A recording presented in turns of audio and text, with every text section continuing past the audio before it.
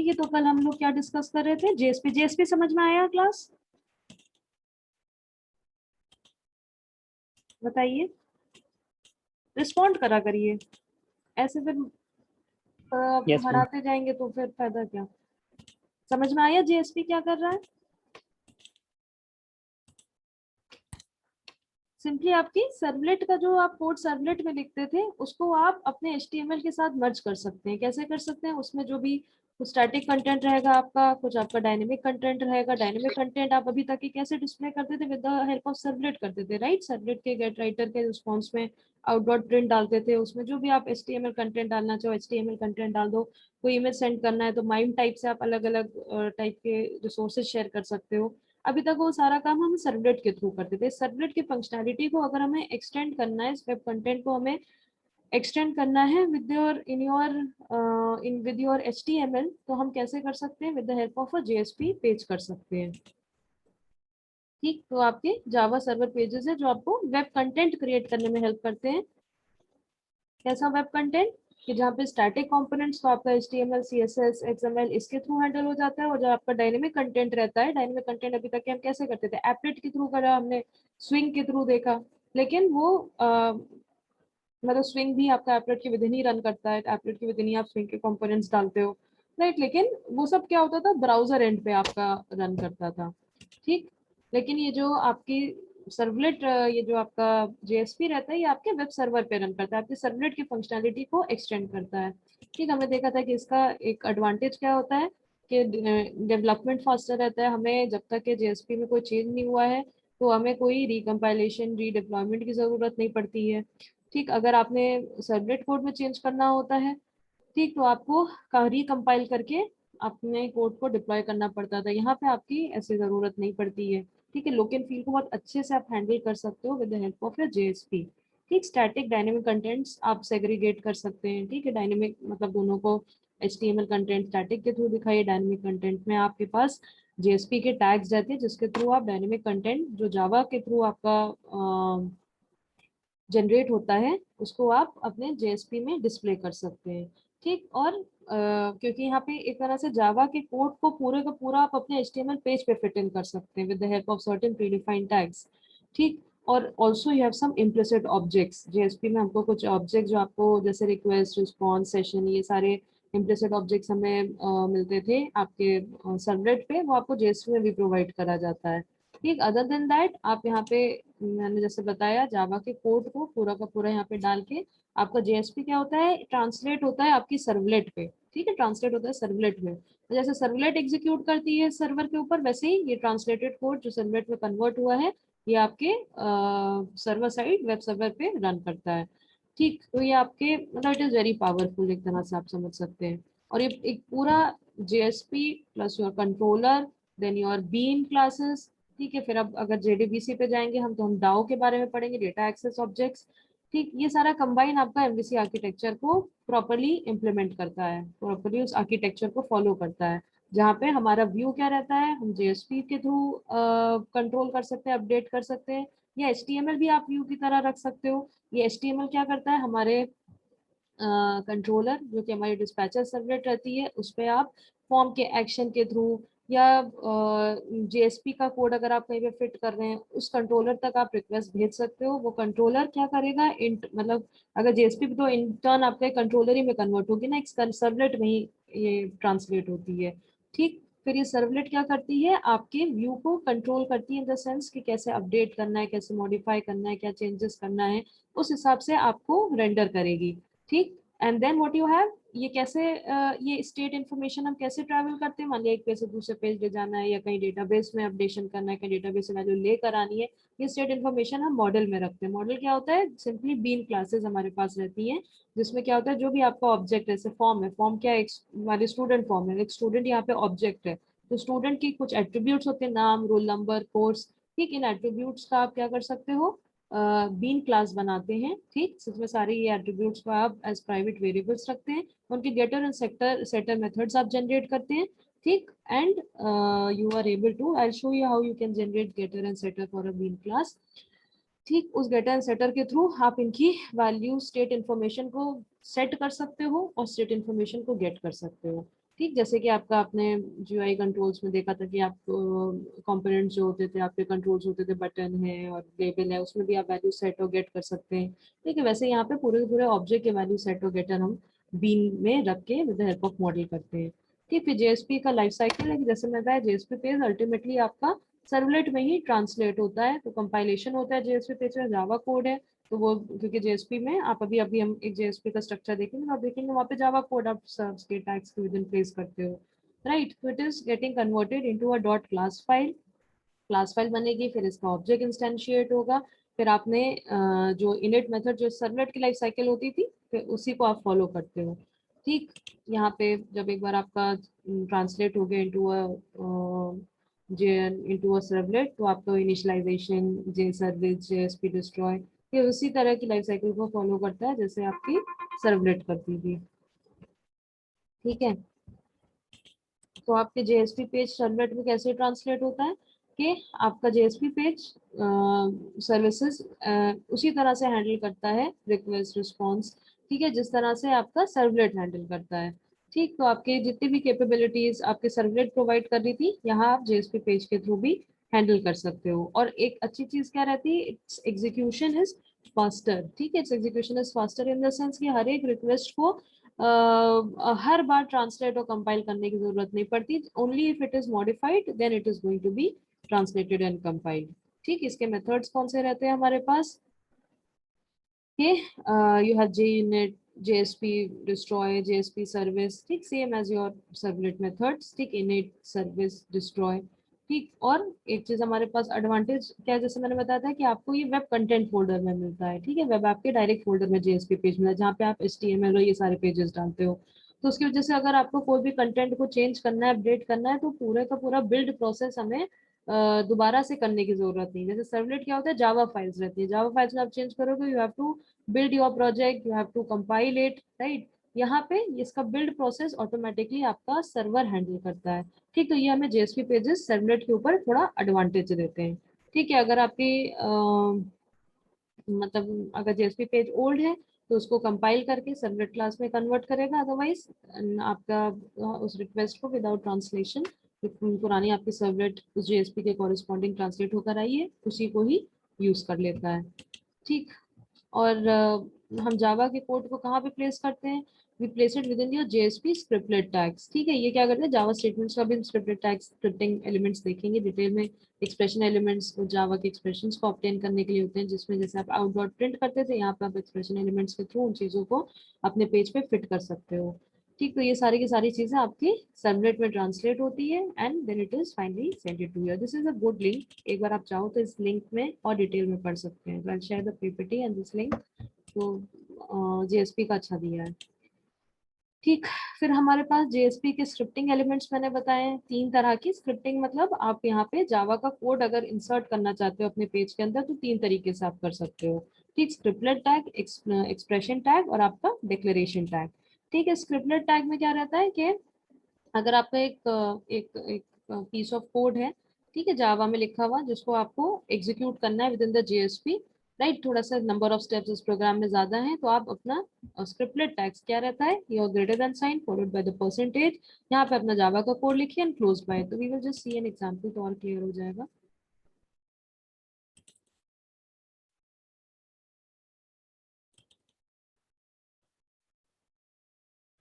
जैसे यहाँ पे can you all view my Eclipse.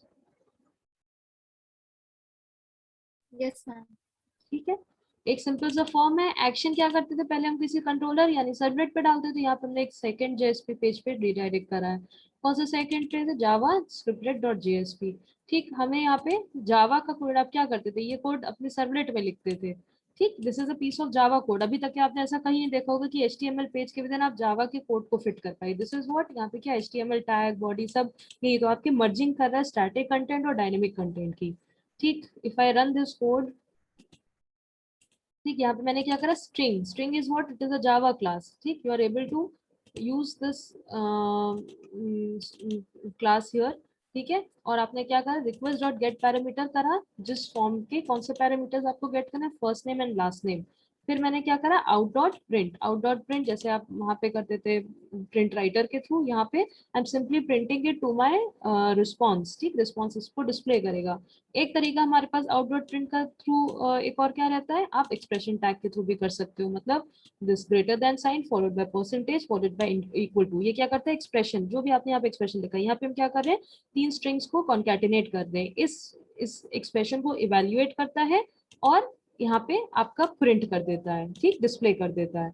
तो ये आपका स्क्रिप्टिंग टैग्स रहते हैं। दो बेसिक आपके कौन कौन से हैं, योर जावा स्क्रिप्टलेट टैग, जहाँ पे अपना आप you place your Java code. ठीक है, दूसरा आपका एक्सप्रेशन है, एक्सप्रेशन टैग है, जो कि आपके एक्सप्रेशंस को, लैंग्वेज को, एक्सप्रेशन को इवेल्युएट करता है और उसका जो रिजल्टेंट आता है उसको आपके रिस्पॉन्स मैसेज में इंसर्ट कर देता है। ठीक, एक हमारे पास और जेएसपी का टैग रहता है, ठीक है, वो आपका डिक्लेरेशन टैग रहता है। ठीक, डिक्लेरेशन टैग क्या करता है, आप यहाँ पे जो अपने क्लास लेवल जैसे आप वेरिएबल्स मेथड्स बनाते थे, ठीक, यहाँ पे आप डिक्लेरेशन टैग के विद इन अपने मेथड्स और वेरिएबल्स को डिफाइन कर सकते हो। ठीक, यहाँ पे डिफरेंस क्या आता है कि जो आप अपना कोड स्क्रिप्टलेट टैग के विद इन डालते थे, वो स्क्रिप्टलेट टैग के विद इन आपका कोड जो रहता था, it used to be executed within your JSP service method. ठीक, जेएसपी की लाइफ साइकिल रहती है जैसे सर्वलेट की रहती थी, क्या रहता है, इनेट रहता है, सर्विस रहता है, डिस्ट्रॉय रहता है। ठीक, जो कोड आप जेएसपी के स्क्रिप्टलेट टैग के विद इन डालते हैं, वो कोड कौन सी लाइफ साइकिल की स्टेज पर आता है, सर्विस मेथड जो आपका रहता है उसके with in that particular code is executed. ठीक, लेकिन अगर आप चाहते हो कोई पीस ऑफ इंफॉर्मेशन आपकी सेम लेवल पे, जैसे आपका जेएसपी सर्विस भी क्या है, एक मेथड है, उसी लेवल पे अगर आपका वेरिएबल या मेथड डिक्लेयर हो, तो आप क्या कर सकते हैं, जेएसपी डिक्लेरेशन टैग को यूज कर सकते हैं। ठीक, जैसे क्लास लेवल वेरिएबल्स होते हैं, क्लास लेवल मेथड्स रहते हैं। ठीक, और कुछ आपके मेथड्स विद इन मेथड्स हो, या आपका कुछ पीस ऑफ कोड है जो किसी मेथड के अंदर लिखा है। ठीक, तो वो आपके स्क्रिप्टलेट टैग उस तरह से आप समझ सकते हो कि जो भी कोड आप स्क्रिप्टलेट टैग के विद इन डालोगे वो जेएसपी के सर्विस मेथड में कॉल रहेगा। ठीक है, एंड जो आपका डिक्लेरेशन टैग रहता है, it is placed at the same level, ठीक, as your JSP service method. इसके लेवल का मतलब क्या हो गया, जहाँ पे जेएसपी मेथड के बाहर, ठीक, वो एज मेथड या एज जो भी आपने वेरिएबल इनिशियलाइज करा है, डिक्लेयर करा है, दैट विल बी यूज्ड। ठीक, स्क्रिप्टलेट टैग का भी हम इन तीनों टैग्स का एक एग्जांपल देते हैं। एक्सप्रेशन टैग हमने देख ही लिया है। एक चीज और आती है कि आप अपना कैन प्लेस योर कमेंट, जैसे आप जावा में कमेंट्स कैसे डालते थे, डबल स्लैश या स्लैश स्टार करके करते थे। अगर जेएसपी में आपको कमेंट डालना है तो आप you can use this particular scriptlet. ठीक, ये स्क्रिप्टिंग एलिमेंट्स, तीन बेसिक स्क्रिप्टिंग एलिमेंट्स हमारे पास रहते हैं।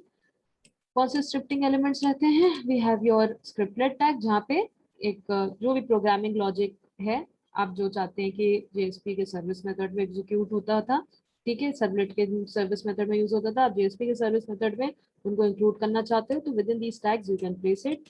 कोई डिक्लेरेशन है आपका क्लास लेवल का जो आप चाहते हो कि सर्विस मेथड के बाहर एग्जीक्यूट हो, ठीक है, सेम लेवल पे हो with in your age your service method, ठीक है, तो आप जो है इसको जेएसपी डिक्लेरेशन टैग के विद इन डाल सकते हो।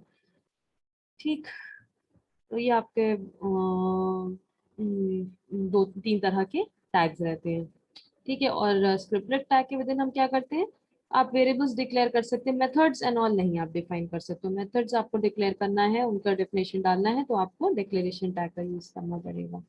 ठीक, यहाँ पे आपका एक एग्जांपल है कि पहला आपका एग्जांपल क्या है, यहाँ पे सिंपली दो फॉर्म के एलिमेंट्स को if you are trying to fetch, तो let me run this page.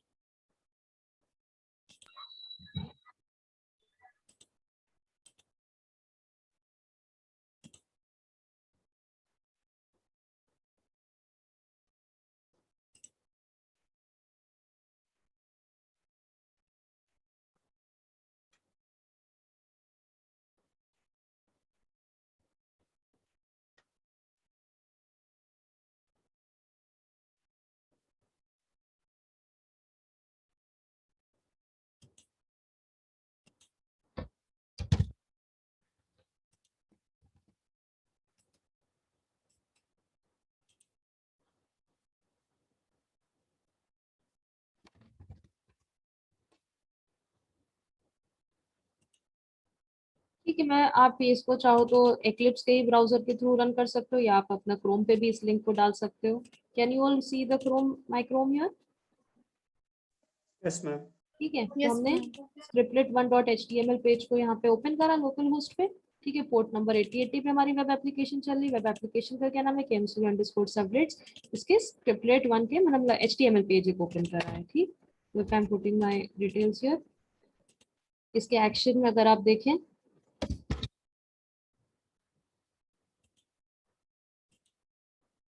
ठीक है, एक्शन में हमारा we are redirecting it to your Java scriptlet. ठीक, सोर्सेज अगर आप यहाँ पे आप जाओ तो यहाँ पे आपका एक मतलब डिबगिंग का यहाँ पे भी आपका तरीका रहता है कि आप यहाँ पे डिबग पॉइंट्स लगाकर you can see the flow of it.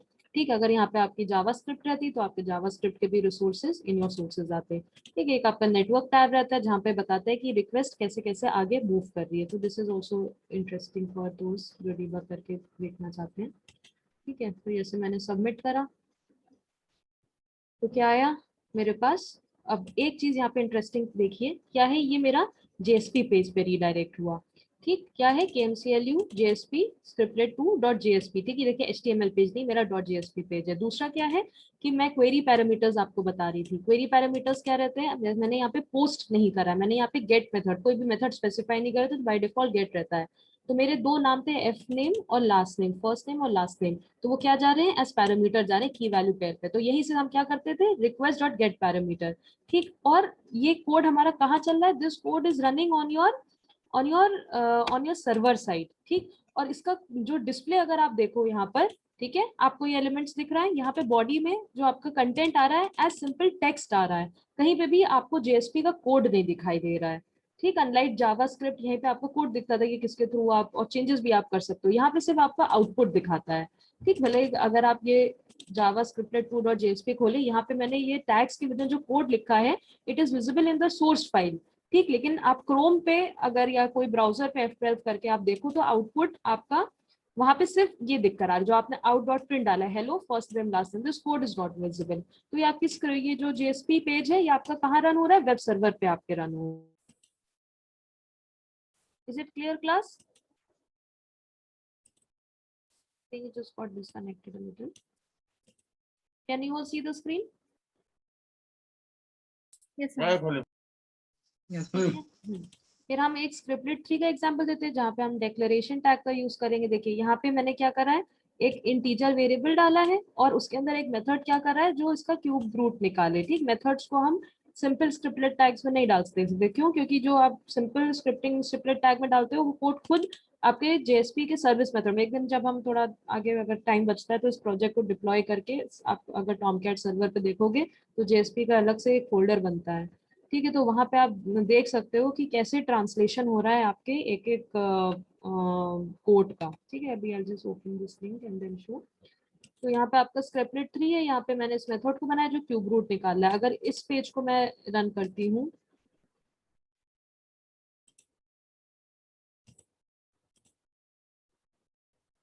तो क्या आ रहा है, इसको भी अगर आप F12 करके अपने क्रोम पे देखिएगा तो यहाँ पे भी जो विद इन कोड आपने लिखा है दैट वोंट बी शो। यह चीज आप जावास्क्रिप्ट के थ्रू भी कर सकते थे, लेकिन जावास्क्रिप्ट में आपको जावा के ऑब्जेक्ट्स नहीं मिलते। यहाँ पे देखिए सिंपली इसका रिजल्ट आ रहा है। ठीक, यहाँ पे आपको एज टेक्स्ट दिख रहा है बॉडी के विद इन। ठीक, कहीं पे भी आपको स्क्रिप्टलेट जो टैग्स आपने मेंशन करे हैं they are not showing here.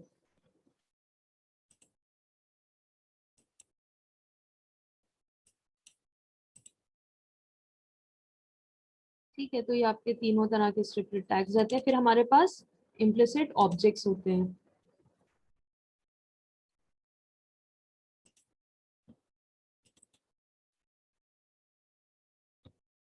ठीक, जैसे यहाँ पर क्या है, we'll study about implicit object then we'll see। जैसे यहाँ पे वैसे बता देती हूँ, रिस्पॉन्स आपका है, ये सब ऑब्जेक्ट सर्वलेट पे आपको मिलते थे, रिक्वेस्ट रिस्पॉन्स। यहाँ पे आपको ये सारे इम्प्लिसिट ऑब्जेक्ट से मिले। जैसे यहाँ पे हम क्या कर रहे हैं, सिंपली अगर ये पेज लोड होगा तो हम रिस्पॉन्स डॉट रीडायरेक्ट, रिस्पॉन्स में क्या कर रहे हैं, रीडायरेक्ट कर दे रहे एक नए पेज पे। तो if you run this you will be opening your Google page.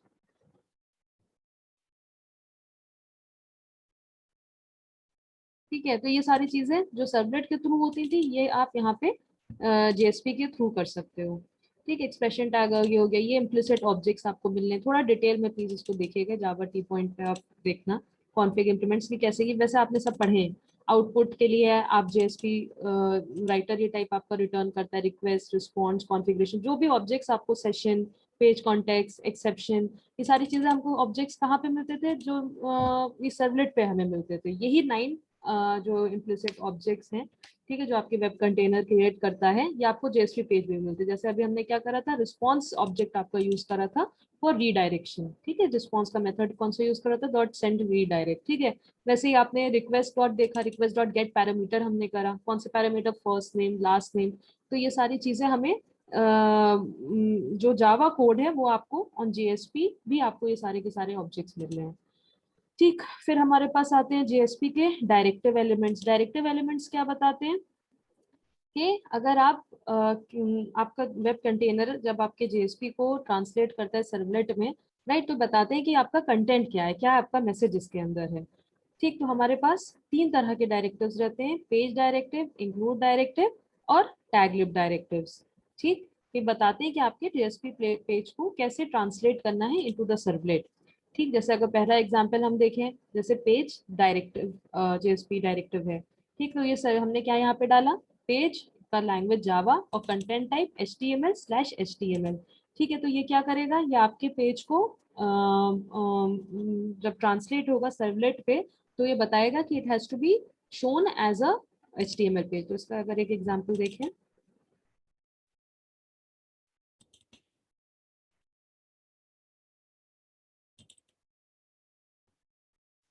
ठीक, यहाँ पे जैसे हम जब लॉगिन पेज सिंपल सा बना रहे थे, तो हमने क्या करा था कि अगर लॉगिन सक्सेसफुल हो जाता है तो what we were doing, we were redirecting it to a login successful, जहाँ पे हम क्या करते थे, वेलकम दिस पर्टिकुलर यूजर। देखिए यहाँ पे भी हमने ये जो लॉगिन पेज आपका था, जैसे index.jsp है,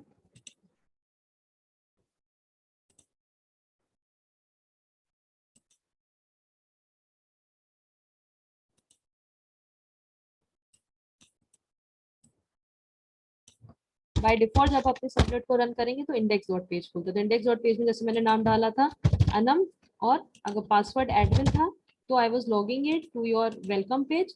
ठीक, अगर मेरा पासवर्ड गलत है, मैंने एडमिन के अलावा कुछ और डाला प्लस, ठीक, तो what I was doing, I was redirecting it to some other page. ये दूसरा पेज कौन सा था, this was my login error page. ठीक, तो सक्सेस में हमने क्या करा था, जो आपके कंट्रोलर, ये पहले क्या करेगा, ये जो आपका इंडेक्स डॉट जेएसपी है, ठीक, it is sending it to a controller servlet. ठीक, कंट्रोलर सर्वलेट क्या करता था, पासवर्ड को चेक करता था, अगर पासवर्ड सही है तो आपको सक्सेसफुल पेज पर रीडायरेक्ट करता था। अगर आपको याद हो, हमने पहले जो कंट्रोलर देखा था,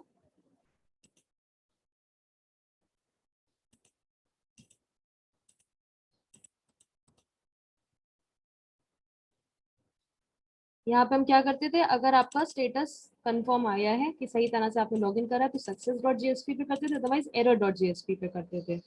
ठीक है, तो लॉगिन का जो आप सक्सेस पेज है, यहाँ पे देखिए हम बीन को एट्रीब्यूट की तरह सेट कर रहे थे कंट्रोलर में, पूरा का पूरा सर्वलेट की फंक्शनलिटी आपको जेएसपी में दे रहा है कि हमने क्या करा था, आपका request dot set attribute bean यहाँ पे सेट करा था। ठीक, और इस रिक्वेस्ट को फॉरवर्ड करा था एक जेएसपी पेज में, हम इसको किसी दूसरी सर्वलेट पे भी फॉरवर्ड कर सकते थे रिक्वेस्ट रिस्पॉन्स को। ठीक, उसकी जगह हमने एक लॉगिन पेज पे करा, तो ये क्या है, ये जावा का ऑब्जेक्ट है, जावा लॉगिन बीन हमारी जावा की क्लास है, बीन क्लास है। ठीक, इसको हम फेच कहाँ पे कर पा रहे हैं, हम अपने अपने जेएसपी पेज पे फेच कर पा रहे हैं। ठीक, यहाँ पे मैंने ये लॉगिन बीन आपने you are able to fetch it, right, and you are able to request, जो आपके इम्प्लिसिट ऑब्जेक्ट है रिक्वेस्ट की एट्रीब्यूट से आप क्या कर पा रहे हो, उस बीन को जो आपने सेट करा था उस एट्रीब्यूट को गेट कर पा रहे हो। ठीक, और उसका नाम जो है उसको आप डिस्प्ले कर रहे हो। एरर में हमने क्या देखा, ये तो एक आपका इम्प्लिसिट ऑब्जेक्ट का एग्जांपल हो गया। एरर में क्या हमने करा, यहाँ पे हम डायरेक्टिव इंक्लूड कर रहे हैं।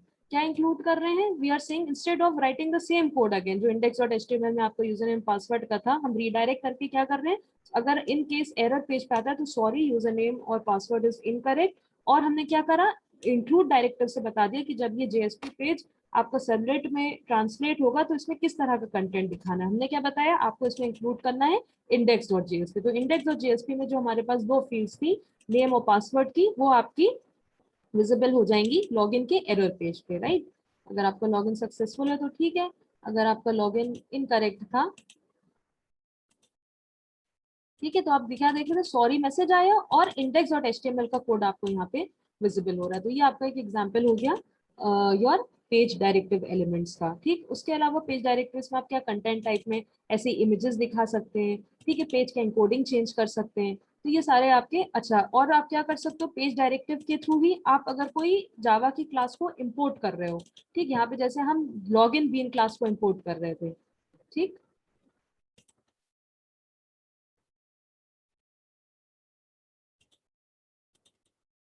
We were making use of this login bean. ठीक है, तो ये क्या है, ये लॉग इन बीन भी कोई ना कोई हमारी पैकेज की क्लास है। ठीक, तो हम पेज डायरेक्टिव को यूज करके इंपोर्ट कर सकते हैं। पेज डायरेक्टिव को यूज करके we can tell the type of content we are going to display. ठीक, तो ये डायरेक्टिव्स बताते हैं कि आपका किस तरह से जेएसपी पेज सर्वलेट पे ट्रांसलेट होगा। ठीक, एक डायरेक्टिव इंक्लूड हो गया। इंक्लूड क्या है, जैसे हम कोई फाइल इंक्लूड करना चाहते हो, हमने यहाँ पे क्या बताया, जैसे हमने एक जेएसपी फाइल को इंक्लूड करा। ठीक, फिर आपका टैग लिव डायरेक्टिव रहता है। टैग लिव डायरेक्टिव को अगर आप डिटेल में पढ़ना चाहें तो आप पढ़ सकते हो, लेकिन इट इज नॉट रिक्वायर्ड। ये क्या करता है, जैसे जेएसपी के खुद के टैग्स होते हैं, वैसे ही आप अपने यूजर डिफाइंड टैग्स बना सकते हो। उन यूजर डिफाइंड टैग्स को एक आप पर्टिकुलर पाथ पे डालिए और उसको भी इंक्लूड कर सकते हो। तो एक तरह से सेल्फ आप अपने खुद के भी टैग्स क्रिएट करके उनके जो भी स्पेशल मीनिंग है, आप अपनी खुद लाइब्रेरी ऑफ जेएसपी टैग्स बनाओ और उनको अपने पेज पे लोड कर सकते हो। तो ये आपके जेएसपी के डायरेक्टिव्स एलिमेंट्स रहते हैं। तो तीन तरह की चीजें आपके रहती हैं। एक आपके you have your scripting elements. ठीक, then you have your implicit objects. ठीक, then you have your page directives जो बताते हैं कि आपका पेज जेएसपी का कैसे सर्वलेट में ट्रांसलेट होगा। फिर एक चीज हमारे पास क्या आती है, एक्शन टैग्स आते हैं। ठीक, एक्शन टैग्स क्या करते हैं कि आपको बताते हैं कि किस तरह का जेएसपी पे किस कौन सा टास्क परफॉर्म होना है। ठीक, किस क्या एक्शन परफॉर्म होना है। जैसे कुछ हमारे पास जेएसपी टैग्स आते हैं, फॉरवर्ड, इंक्लूड, ठीक, यूज बीन, प्रोसेट प्रॉपर्टी। इनको अगर थोड़ा सा डिटेल में हम चाहें तो यहाँ पे थोड़ा देख सकते हैं, टाइम है हमारे पास।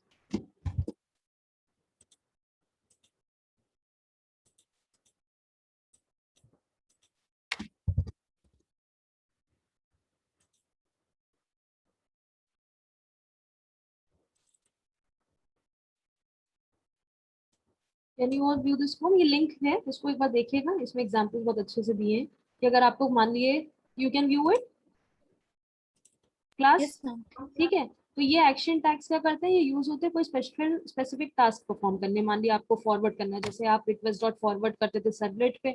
यहाँ पे अगर आपको एक्शन क्या करना है, रिक्वेस्ट और रिस्पॉन्स को कोई दूसरे रिसोर्स पे भेजना है, तो आप यहाँ पे क्या कर सकते हो, इस टैग का यूज करके बता सकते हो कि you have to forward it to this particular URL. तो ये आपका फॉरवर्ड टैग्स रहते हैं। ठीक, similarly you have your other tags as include. मान लिया आपको एक तो तरीका आपके पास इंक्लूड करने का क्या था, इंक्लूड डायरेक्टिव के थ्रू कर सकते हो। दूसरा हमारे पास तरीका क्या रहता है कि आप जेएसपी के इस एक्शन ट्रांसलेट के थ्रू भी आप कोई भी पर्टिकुलर टैग्स को इंक्लूड कर सकते हो। डिफरेंस क्या रहता है, जब आप जेएसपी का इंक्लूड डायरेक्टिव यूज करते हैं तो आपका रिसोर्स इंक्लूड होता है ट्रांसलेशन के टाइम पे। जब आपकी जेएसपी सर्वलेट में ट्रांसलेट हो रही है उस टाइम पे उस रिसोर्स को कॉल करा जाता है। ठीक, और यहाँ पे क्या रहता है, जैसे ही उस रिसोर्स के लिए रिक्वेस्ट आएगा, मतलब जब आप उसके यूआरएल को हिट करोगे उस टाइम उस पर्टिकुलर रिसोर्स को दिखाया जाएगा। क्योंकि अब हर रिक्वेस्ट के लिए अलग अलग रिसोर्स यूज होंगे, तो ये आपका इंक्लूड टैग जो रहता है, इंक्लूड एक्शन टैग रहता है, ये डायनेमिक कंटेंट्स के लिए ज्यादा बेटर रहता है। और क्योंकि ये आपका ट्रांसलेशन के टाइम पे रहता है, तो स्टैटिक कंटेंट जो एक बार ट्रांसलेट होकर आ गए सारे यूजर को सेम दिखाना है, तो instead of going for your include directive भी तो यही करता है ना, कोई पर्टिकुलर